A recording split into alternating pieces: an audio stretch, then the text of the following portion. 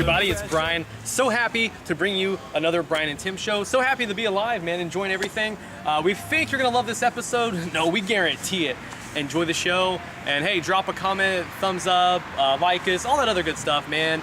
Send a smoke signal, send a telegram. You better hit me up on Valentine's Day. I don't want to be like Charlie Brown waiting at the mailbox and no Valentine's. All right, enjoy the show. Hey everybody, it's Brian. I'm Tim, and we're enjoying some shade on a very temperate day, if I may say so myself. It's beautiful. We're here in Glendale, very historic. There's people actually eating at outside restaurants pretty much all around us. And I think they think we're hobos. I mean, these are very Thai establishments, and we are very not in Thais. Yeah, no sleep till Chernobyl. We have from Pearson's milk chocolate buns. These are completely foreign to me. Tim, have you seen these before? We've got 3 different flavors to try today. We're gonna jump right into it, and I think that's probably appropriate. Let's just jump right in. Yeah, the first flavor we're gonna have is vanilla and roasted peanuts. I hope you don't have a peanut allergy, Tim. Nope, no, I do not. Okay. Speaking of hobos, this looks like something I saw sitting in the park over there. The guy was walking his dog, and anyway. I was actually going to say, wait, vanilla and roasted nuts? I don't see anything. Oh, maybe there's something inside. Could be. It almost reminds me I see a an little appearance of white marshmallow. Oh yeah, something's happening. I was gonna say, until that, it almost reminded me of an appearance of like the Little Debbie Star Crunch candy, if you're familiar. That name does ring a bell. I'm sure if I Googled it, I would recollect. Oh, that is awesome. I love that. Well, it's kind of chilled out a little bit. Today was fairly hot and humid earlier, so these are a little bit melty.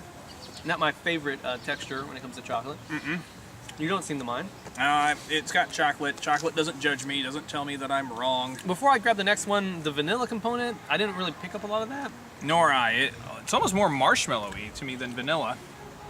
Yeah, I don't know if you can see that. Yeah, that look to me says marshmallow, not so much My vanilla. recommendation to Pearson, if you're listening, which is probably doubtful, regrettably, take some vanilla extract and squeeze a little bit into the vat next time you whip up a batch of those. Just give it a little bit more vanilla. I feel you owe that to us. Up next, caramel and roasted peanuts. Now this could be cool. Whether you call it caramel or caramel, we're not gonna judge. At least I'm not, Tim, I can't speak for you. Caramel. I loved, growing up, one of my favorite first candy bars was Carmelo. Okay. That really nice, you break it in half, it's super sticky. Oh my goodness, cameraman, come in for a nice close-up because, is it melted? Well, you can just see that really nice amber-colored caramel leaking out. Oh wow, yeah.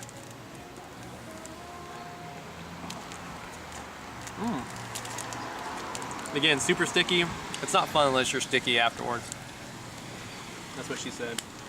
I'm beating you all to the punch. You were thinking it, weren't you? Sick freaks. Sycophants. Honestly, in terms of actual flavor, there's not a lot of difference between the two. Yeah. Texturally, this one is a little bit more pleasing to me. That caramel or caramel has a really nice finish. It's kind of like, I don't know, it's nice and sweet, almost like a buttered toffee. I'm gonna take another bite actually. Go ahead. For me, I actually preferred the other one because it was less sticky. Yeah. So, I'm one of those that I never remember to eat until I'm already late for something. So if I'm usually eating in my car, so I don't like sticky things. I gotta I don't have my sanitizer with me. I was gonna say I always carry my hand sanitizer with me, but I would have been a liar. Yeah, especially if they're melted like this. Maybe not the best thing while you're taking a commute. You might show up at your job with some brown stuff on the lip. Never doesn't go over too well. Last but not least, I actually don't know what flavor this is. We will all find out together. Oh, an interesting one, Tim. You wouldn't have been able to guess this, I don't think, with 10, 20, 30 guesses. So I'll just tell you. Okay. Maple. Okay. Maple. Real milk chocolate, Virginia peanuts, and nougat. So this one, maple. I'm kind of reeling from that. That's interesting. Okay. I don't know if these they are a product. They're manufactured in the USA.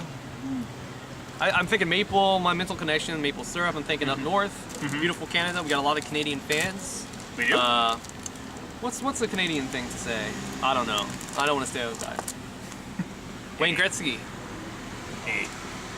He was a deserter though. Didn't he go play for the Kings in LA or something? No, I don't want to drudge up some bad memories. My main knowledge of Canada comes from Wolverine. I know you guys are all immortal and have endoskeletons.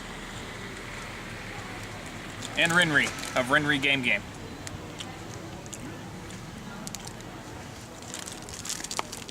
That is a perplexed look if I've ever seen one. Usually I don't pay any attention to any facial expressions other than my own, but all right, you've got me curious. Well, just biting into it blind, I mean, you kind of got an idea of what you're stepping into, but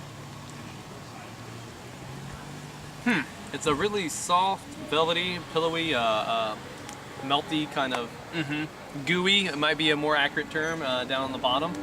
I don't typically say this, and this might not be this particular one's fault. It might be the fact that this is the third in the row, but I'm currently experiencing a bit of sugar overload at this point. I could go for a glass of milk or some water or something at this point. Something to wash this. Yeah, it's a bit all that milk chocolate.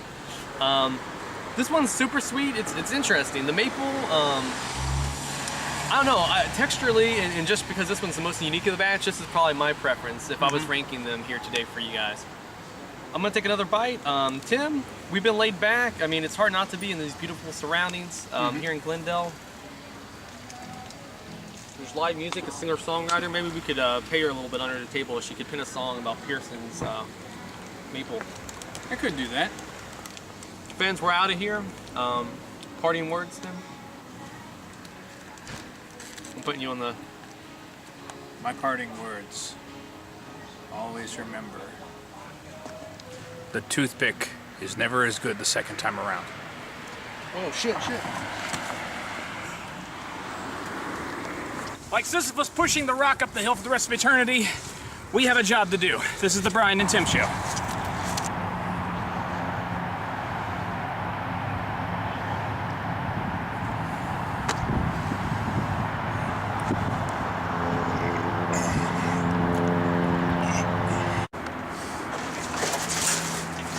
Damn it, the kid's gassed. I gotta get out there.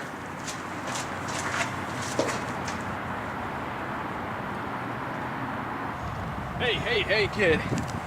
It's not clicking out there. Your curve's not curving. Your screwball's screwy. Your sinker's not sinking, man. Don't let the commissioner see this. I want you to throw the heat, son.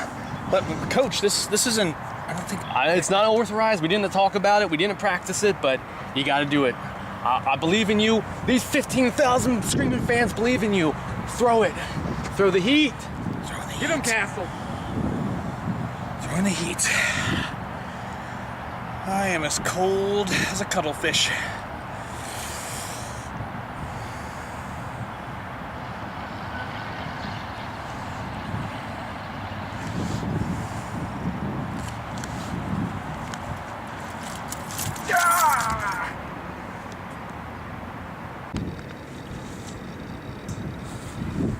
That was totally in the strike zone. I don't know what you're talking about. Hey everybody, it's Brian. I'm Tim. And we're getting ready to do a review. We're here at Crosley Field. We filmed here a few times before. This is a recreation, of the original field Cincinnati Reds played at.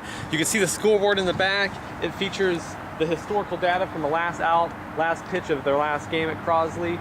Everything you see, the walls, everything's historically accurate to size and scale. It's a very cool thing, especially if you're a baseball historian like our producer is. Yep. Crosley built in 1912, demolished in 1970. I demolished something in 1972. It was a bathroom in Baltimore. Actually, I wasn't born for another 12 plus. I was about to say, did you contact Marty McFly to do that? I have him on speed dial. So today we're going to be reviewing something special, and it's something kind of theme appropriate. It is Cincinnati Reds. It is Doscher's famous Cincinnati Redlegs Chew. And while I'm plugging Review the World, I gotta say, one of my very first video uploads, roughly like 2006, was a Doscher's famous chew. It wasn't this flavor, it was the green apple. My friend and punk rock legend, Eddie Michaels, ate it on my sofa in my old apartment, and that was kind of get my feet wet into the whole YouTube world. I do remember that video now that you mention it. There's some debris here. We've got, it's fraying. It's man. I don't smoke crack. Really? So I may have missed it when I was talking there. Does this have a flavor? Is it named? If it does, I didn't. I destroyed the evidence. Cherry. You see, it says cherry, right? Cherry. And it's the Redlegs. Yeah. Let's rotate 180 and let them maybe see behind us here. What 180? Beautiful. Yeah. So it's vaguely tongue-shaped. I guess I'll take this. Here, have some. Here. Tell me, I can do celebrity impressions. Give me a sec. I'm Gene Simmons, or if you're a WCW fan, the Kiss Demon, Delta World. That powder has a nice element. That's kind of like garnish. It'd be like sushi with a little wasabi on it. Okay, so it is Taffy.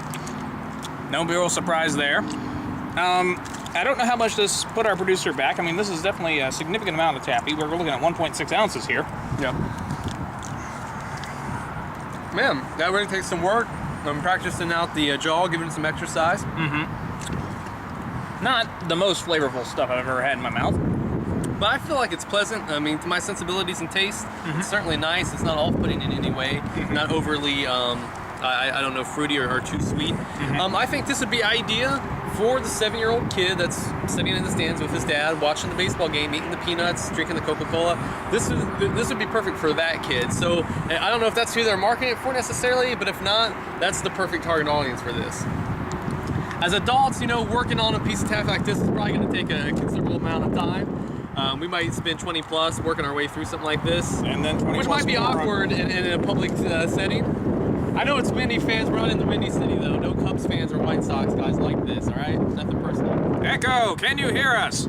Okay, we're gonna get out of here before we blow away. I feel like I've done this before, but take me out to my only baseball song, ball game.